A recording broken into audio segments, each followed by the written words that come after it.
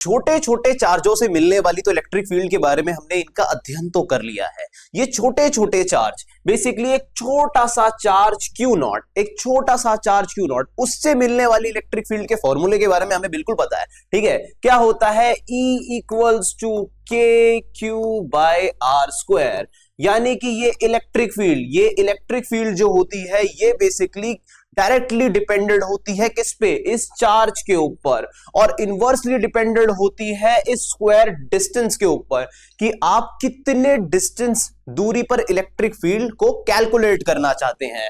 For example के लिए यहां पे अगर कोई एक पॉइंट चार्ज रखा है क्यू नॉट और मुझे इस पॉइंट के ऊपर अगर इलेक्ट्रिक फील्ड को कैलकुलेट करना है तो यहां से इलेक्ट्रिक फील्ड इसके ऊपर कैलकुलेट करने के लिए मैं फॉर्मूला लगाता हूं E equals to KQ by R square, where E is directly proportional to the charge and inversely proportional to the square distance।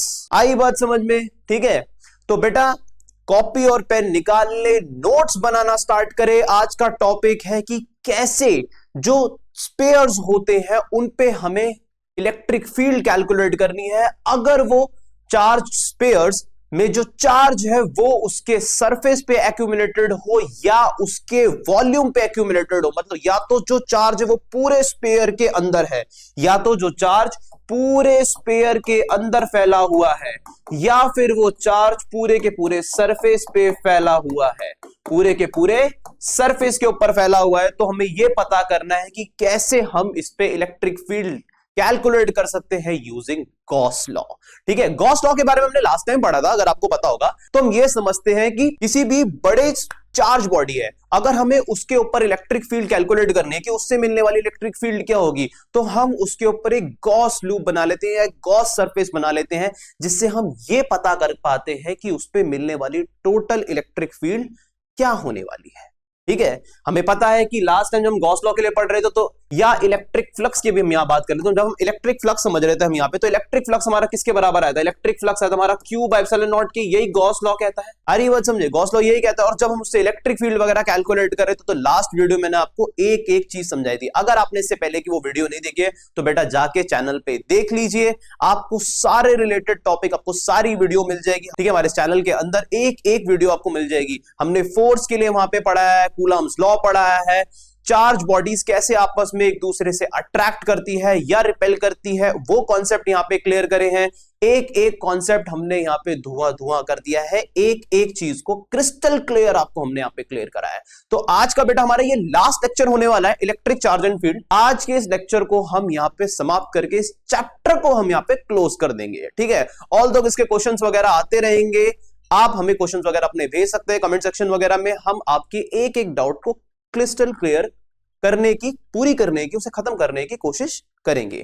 ठीक है, तो चलिए स्टार्ट करते हैं। मेरा नाम है सनी और ये आपका अपना चैनल है ट्रू कॉन्सेप्ट। ठीक है, आपका अपना चैनल ट्रू कॉन्सेप्ट, यहाँ पे सारी चीजें आपको ट्रूली समझाई जाती है। तो स्टार्ट करते हैं हम अपनी ये वीडियो। तो आज का बेटा हमारा जो कंटेंट है, हम पढ़ेंगे सबसे पहले electric field intensity due to a uniformly charged thin spheres. ठीक है, तो मैं यहाँ पे थिन स्पेयर्स के लिए पढ़ने हैं और साथ साथ हमें ये सॉलिड स्पेयर्स के लिए पढ़नी है कि कैसे चार्ज थिन स्पेयर्स में और सॉलिड स्पेयर्स अगर हो तो कैसे उसमें वर्क करता है, और हमें इलेक्ट्रिक फील्ड वगैरह उसमें कैलकुलेट करेंगे। ठीक है, inside the sphere, outside the sphere and on the surface of the sphere. तो चलिए स्टार्ट करते हैं। तो सबसे पहले मैंने यहाँ पे क्या ले लिया, थिन शेयर ले लिया बेटा। हमारा जो शेल है ये कैसा शेल है, बेसिक पेरिकल शेल है, जो कि अंदर से कैसा है बेटा, होलो है। होलो का मतलब क्या होता है, खोखला है, और इस पे जो चार्ज है ये इसके पूरे सरफेस के ऊपर एक्यूमुलेटेड, आप देख सकते हैं पूरा का पूरा पॉजिटिवली चार्ज है। ठीक है, यहाँ पे ये जो पॉजिटिव चार्ज है इसके सरफेस के ऊपर, यहाँ पे इसकी बाउंड्री के ऊपर, ये बेसिकली ये दिखा रहा है कि ये सरफेस से चार्ज ऑलरेडी पॉजिटिवली चार्ज है। तो अब इसको हम कैलकुलेट कर देंगे कैसे, इस सॉलिड सरफेस चार्ज से, ठीक है, जो कि बेसिकली अंदर से होलो है, इस होलो सरफेस चार्ज से, नॉट सॉलिड, हम कैसे कैलकुलेट करेंगे कि इलेक्ट्रिक फील्ड हमें किसी भी पॉइंट पे अगर कैलकुलेट करनी तो कैसे मिल पाएगी। तो सबसे पहले हम इसके बाहर इलेक्ट्रिक फील्ड कैलकुलेट करेंगे, इसके किसी भी एक पॉइंट के ऊपर, है ना। तो चलो पता करते हैं। तो सबसे पहले हम क्या करेंगे बेटा, इसके आसपास एक ये गॉसियन सरफेस हम यहाँ पे ले लेंगे। इसके आसपास हम ये गॉसियन सरफेस को सबसे पहले ड्रॉ कर लेंगे। जैसे हम इसके गॉसियन सरफेस पे ड्रॉ कर लेंगे, देखो ये हमारे पास ये होलो स्फीयर है, ठीक है। इस होलो स्फीयर के पूरे सरफेस के ऊपर पॉजिटिवली चार्ज है, ठीक है। इसके रेडियस को हमने r मान लिया। जिस पॉइंट के ऊपर आपको कैलकुलेट करनी है उस पॉइंट को आप यहाँ पे कोई भी पॉइंट मान लो, मान के चलो इस पॉइंट को मैंने यहाँ पे P मान लिया, ठीक है। यहां से लेके यहां तक के डिस्टेंस को मैं r मान लेता हूं, ठीक है। यहां से लेके यहां तक के डिस्टेंस को r मान लेता हूं और फिर उसके बाद यहां से गॉसियन सरफेस मैं यहाँ पे ड्रॉ कर देता हूं। अगर इतनी बात आपको बेटा समझ आ गई है तो आपको, मैंने जब लास्ट टाइम गॉस लॉ के बारे में पढ़ा था तो मैंने आपको बताया था कि इलेक्ट्रिक फ्लक्स जब हम कैलकुलेट करते हैं तो इलेक्ट्रिक फ्लक्स जो होता है वो होता है Q बाय एप्सिलॉन नॉट। अगर हमें यहाँ पे इलेक्ट्रिक फ्लक्स कैलकुलेट करना है किसी भी चार्ज से अगर हमें इलेक्ट्रिक फ्लक्स पता करना है तो हम क्या करेंगे, उसे परमिटिविटी से उसको डिवाइड कर देंगे और हमें वहां से मिल जाएगा उसका इलेक्ट्रिक फ्लक्स, ठीक है। इलेक्ट्रिक फ्लक्स के बारे में बेटा लास्ट टाइम मैंने आपको बताया था कि कितनी इलेक्ट्रिक फील्ड लाइंस पास करती है किसी पर्टिकुलर एरिया से या पर्टिकुलर रीजन से, तो हम यहाँ पे ये कैलकुलेट कर पाते हैं। अगर हम नंबर ऑफ फील्ड लाइंस पता कर लेंगे तो हम पता कर पाते हैं कि उसका इलेक्ट्रिक फ्लक्स कितना होगा। तो बेटा वो लास्ट टाइम वाला अगर आपने वीडियो देखा है तो ही इस वीडियो को स्टार्ट करना, अदरवाइज इस वीडियो में आपको चीजें अच्छी तरीके से समझ नहीं आएंगी। तो स्टार्ट करें। तो मैंने आपको समझा दिया, फिगर मैंने आपको यहाँ पे समझा दिया बेटा। At a point P outside the shell, ठीक है। यहाँ पे ये शेल है, इसके आउटसाइड हमें यहाँ पे इलेक्ट्रिक फील्ड पता करनी है, ठीक है। फ्रॉम गॉस लॉ हम ये जानते हैं कि हमारा इलेक्ट्रिक फ्लक्स फाई E जो होता है वो बेसिकली बराबर होता है closed integral E dot ds, ठीक है। Closed integral E dot ds होता है जो कि इक्विवेलेंट किसके होता है, Q बाय एप्सिलॉन नॉट के। अभी मैंने आपको लिखवाया। Since E and ds are in the same direction, हमें पता है कि यहाँ पे जो एरिया वेक्टर ले रहे हैं ds, यहाँ पे क्या सरफेस है, कोई डिस्प्लेसमेंट नहीं है, ठीक है। ये क्या है, हमारा एरिया वेक्टर। हम इतने से हमने यहाँ पे क्या काटा, यहाँ पे एक छोटा सा एलिमेंट काटा ds और इसकी डायरेक्शन हमने ले ली ये। जब इसकी हमने ये डायरेक्शन ले ली और साथ ही साथ ये डायरेक्शन हमने इलेक्ट्रिक फील्ड की भी ले ली, यहाँ बेटा लिखा हुआ है ऑलरेडी, इलेक्ट्रिक फील्ड की डायरेक्शन हमने यहाँ पे ले ली। और क्या है सर इसके अंदर, यहाँ तक आपको बेटा क्लियर है? तो अभी तो मैंने सिर्फ गॉस लॉ का क्या लिखा है, सिर्फ गॉस लॉ का बेटा मैंने यहाँ पे फॉर्मूला लिखा है, ओके। तो यहाँ पे ये जो E है बेसिकली, इस E को हम क्या करेंगे, इस E को हम नेक्स्ट में बाहर ले लेंगे। अच्छा यहाँ पे डॉट प्रोडक्ट हट गया, यहाँ पे डॉट प्रोडक्ट बेटा यहाँ पे क्यों हटा, डॉट प्रोडक्ट इसलिए हटा क्योंकि कॉस थीटा मेरा यहाँ पे क्या आ जाएगा, 0 आ जाएगा। दोनों का अगर सेम डायरेक्शन है तो दोनों के बीच में थीटा कितना होगा, थीटा इसमें 0 डिग्री होगा, ठीक है। देखो दोनों के बीच में सेम डायरेक्शन है, ये भी इसी डायरेक्शन में, ये भी इसी डायरेक्शन में, तो थीटा, ठीक है, between E and ds is 0 degree, ठीक है। इतनी बात समझ आई बेटा, बहुत बढ़िया। तो यहां से ये डॉट प्रोडक्ट यहाँ पे हट चुका है, डॉट प्रोडक्ट जो है आपका ये यहां से हट चुका है और खाली क्या आ गया है, E इंटू ds। अब बेटा इलेक्ट्रिक फील्ड जो है वो यहाँ पे चेंज नहीं होने वाली, इलेक्ट्रिक फील्ड यहाँ पे कांस्टेंट है, खुद देख लो आप। जब भाई यहाँ पे मैं चार्ज चेंज नहीं कर रहा तो इलेक्ट्रिक फील्ड चेंज नहीं होगी, और ना ही मैं यहाँ पे पॉइंट चेंज कर रहा हूं। अगर मैं पॉइंट चेंज कर दूंगा, क्योंकि इलेक्ट्रिक फील्ड दो ही चीजों पे डिपेंड होती है, अभी मैंने आपको स्टार्टिंग में बताया, या तो डिस्टेंस के ऊपर या फिर किस चीज के ऊपर, चार्ज के ऊपर। तो दोनों ही चेंज नहीं है, तो इलेक्ट्रिक फील्ड यहाँ पे बेटा कांस्टेंट है और वो आपकी इंटीग्रेशन से क्या आ जाएगी, बाहर आ जाएगी। ds का बेटा इंटीग्रेशन होगा, ds बेसिकली क्या है, ये सरफेस, ठीक है। अब इसमें ये छोटा सा ds है और भी पता नहीं कितने सारे ds होंगे, ये सब ds को जब हम जोड़ते चले जाएंगे, इंटीग्रेशन का मतलब जोड़ना ही होता है, आपको पता है। तो यहां से ये जो ds है, ये ds क्या दे देंगे हमें, पूरा का पूरा s बाहर दे देंगे, यानी कि सरफेस एरिया। इतनी बात बेटा समझ आई।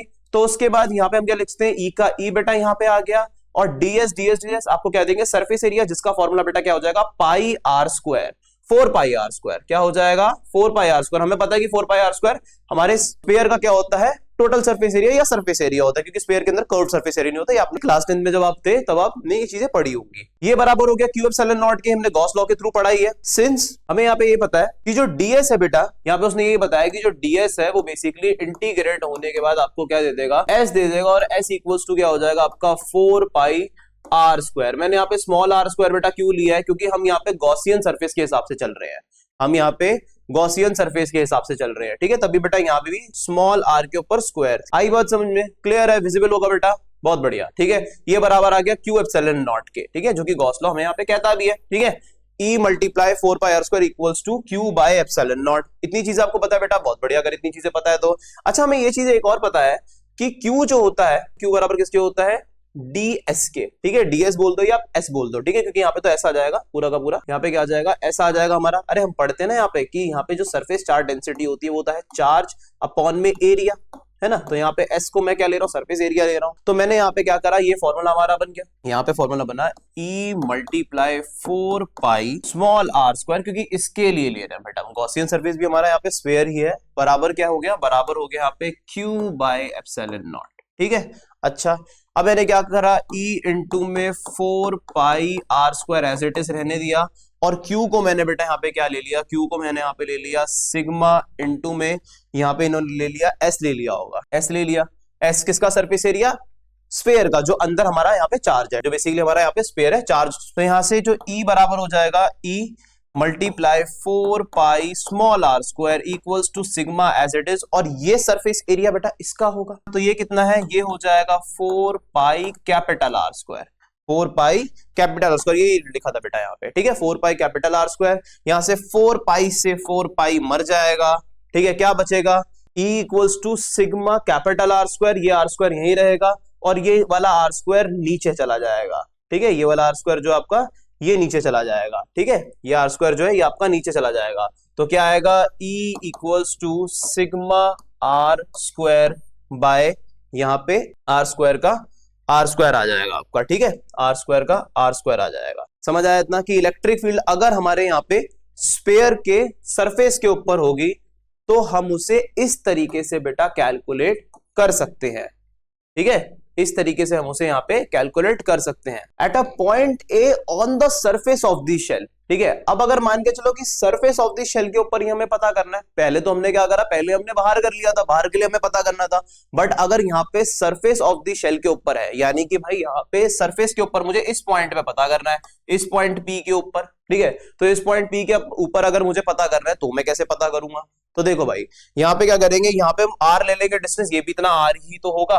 ठीक है, तो यहाँ पे चीजें थोड़ी सी चेंज होने वाली है। अब देखो यहाँ पे क्या होगा, वही सेम फाई ई बोले तो इलेक्ट्रिक फ्लक्स। ठीक है, electric flux through this pair. ठीक है भाई, इसके पूरे के पूरे सरफेस के ऊपर है, तो इस सरफेस के ठीक इस पॉइंट के ऊपर इलेक्ट्रिक फील्ड कितनी यहाँ पे इंटेंसिटी महसूस कर रहा हो, कितनी इंटेंसिटी यहाँ पे फील हो रही होगी, तो ये चीज हमें यहाँ पे कैलकुलेट करनी है। यहाँ पे इलेक्ट्रिक फ्लक्स इक्वल्स टू हमें पता है close integral of E dot ds। ठीक है, close integral of E dot ds which is equivalent to Q by epsilon naught. ये गॉस लॉ हमें ऑलरेडी पता था, पीछे भी हम देख रहे थे। डॉट प्रोडक्ट बेटा इसलिए हट जाएगा क्योंकि यहाँ पे ds का और साथ में इलेक्ट्रिक फील्ड का जो एंगल है वो क्या है, 0 है। तो cos थीटा अगर मैं cos 0 लिख लूंगा तो cos 0 इक्वल्स टू 1 हो जाएगा, और अगर cos 0 यहाँ पे इक्वल्स टू 1 हो जाएगा तो E इंटू ds ही आ जाएगा। E यहाँ से हमारा बाहर आ जाएगा, इलेक्ट्रिक फील्ड यहाँ पे क्या है, कांस्टेंट है।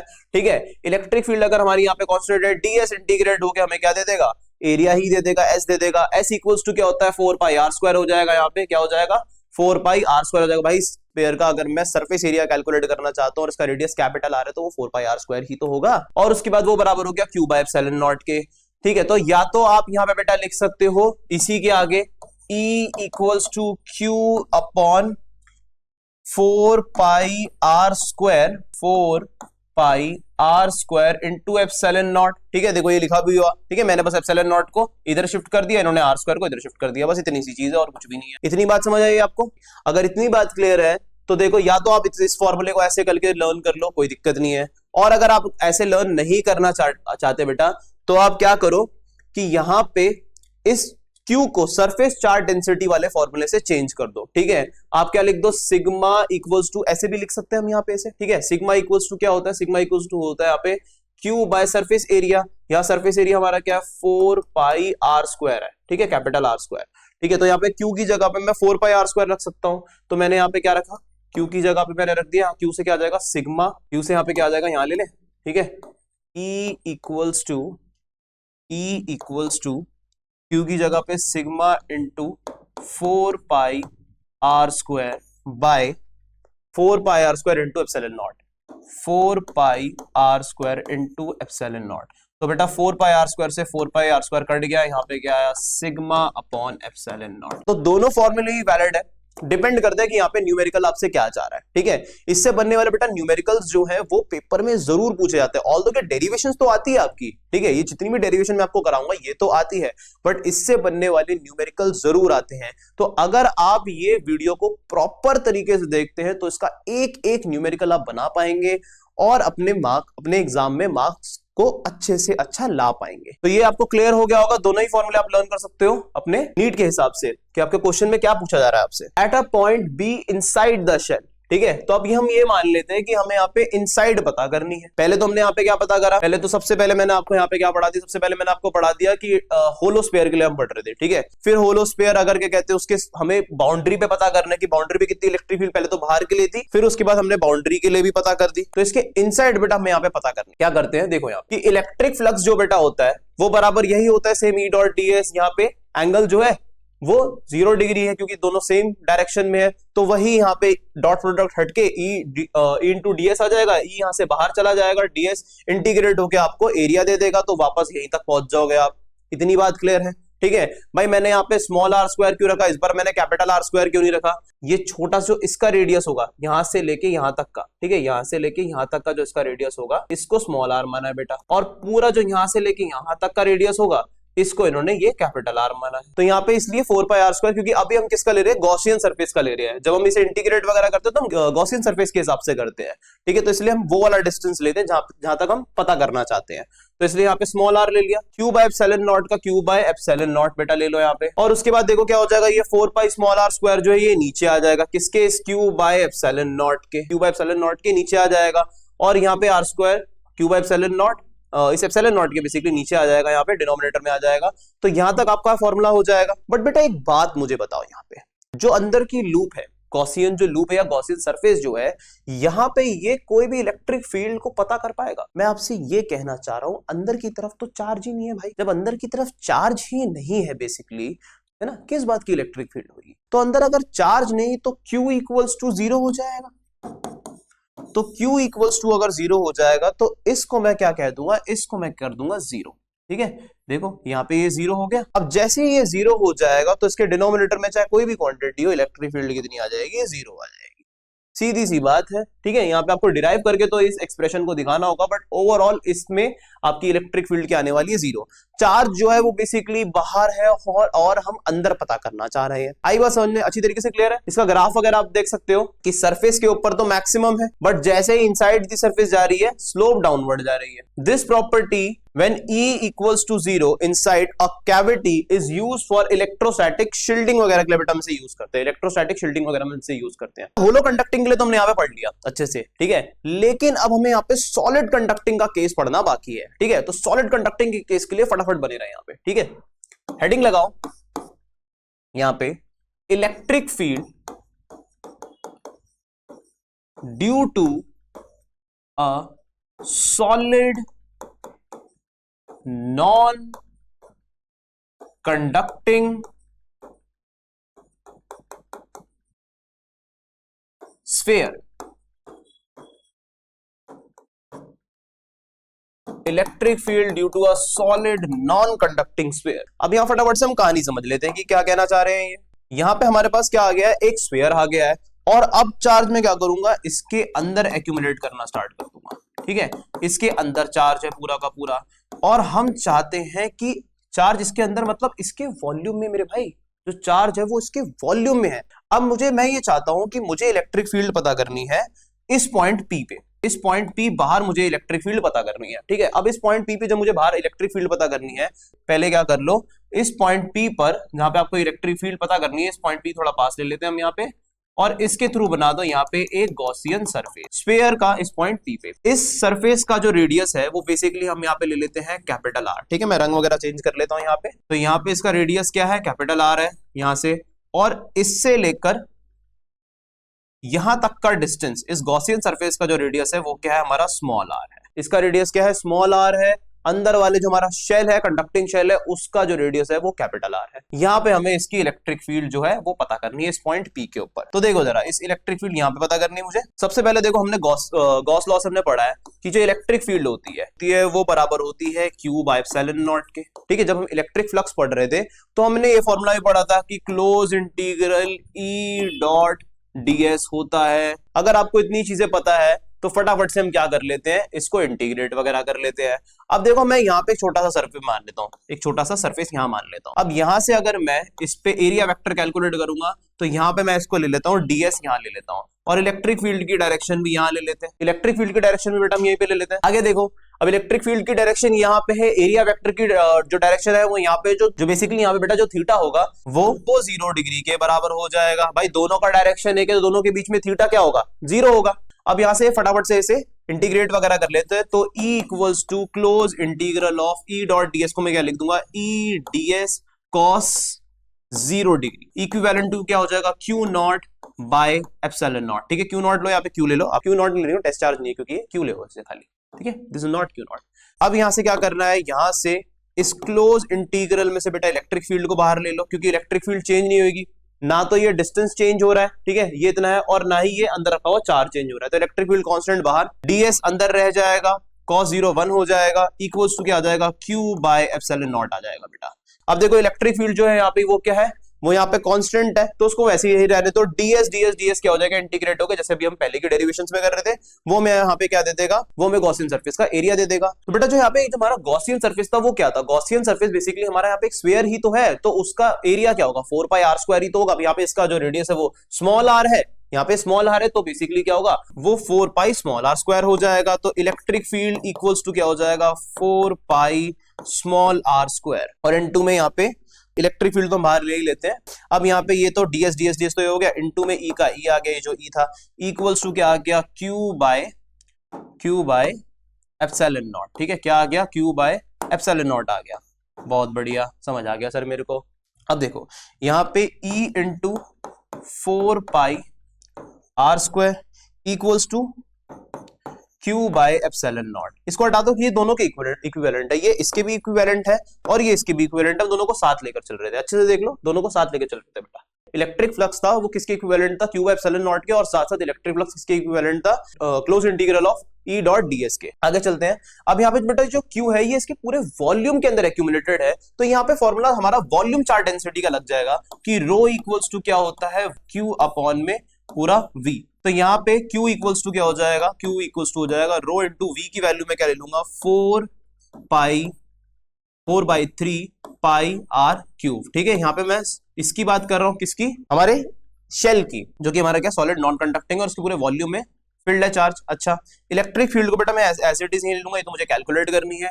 इनटू में यहाँ पे ले लूंगा 4π स्मॉल r² इक्वल्स टू इसकी जगह मैं क्या ले लूंगा, रो 4/3 r³ अपॉन में एप्सिलॉन नॉट है, तो भाई इसके अपॉन में एप्सिलॉन नॉट ऐसे करके लिख दो। अब देखो यहाँ से 4π से 4π कैंसिल आउट हो जाएगा। अब देखो यहाँ पे क्या होगा, it implies electric field equivalent to rho multiply r³ by 3 epsilon naught, और इनटू में इसका ये जो r² है ये बेटा नीचे आ जाएगा। ठीक है, इसका r² जो है ये नीचे आ जाएगा, और ये बेटा हमारा यहां से expression rho r³ by 3 epsilon naught r²। ठीक है, रो क्या आपका वॉल्यूम चार्ज डेंसिटी है, रो के आपका यहाँ पे बेटा वॉल्यूम चार्ज डेंसिटी है, कैपिटल R आपका शेल का रेडियस है, स्मॉल r आपका गॉसियन सरफेस का रेडियस है। ठीक है, इतनी बात समझ आ रही है, पर ये हमारी परमिटिविटी है, आपको पता ही है। और इलेक्ट्रिक फील्ड हमने यहाँ पे कैलकुलेट कर दी due to a solid non conducting sphere. ठीक है, क्लियर है यहाँ तक। तो ये चैप्टर बेटा हमारा यहीं पे आज समाप्त होता है। अगर इसके कोई क्वेश्चंस वगैरह हमें लेकर आने होंगे तो इसके लिए एक सेपरेट वीडियो आएगा, और अगर हमें यहाँ पे इसके और अदर कोई डेरिवेशन वगैरह लेनी होगी, ऑल दो ये चैप्टर हमारा पूरा क्लियर हो चुका है हर कॉन्सेप्ट से। ठीक है, तो पढ़ाई वगैरह करते रहिए। ठीक है, हम अब आगे की चीजों को यहाँ पे कवर करना स्टार्ट कर देंगे, नेक्स्ट चैप्टर वगैरह आपका आना स्टार्ट हो जाएगा यहाँ पे, और उन चीजों को हम यहाँ पे धीमे धीमे कवर करना स्टार्ट कर देंगे। एक एक टॉपिक आपको क्रिस्टल क्लियर तरीके से, बढ़िया तरीके से समझा दिया जाएगा। Okay, bye bye.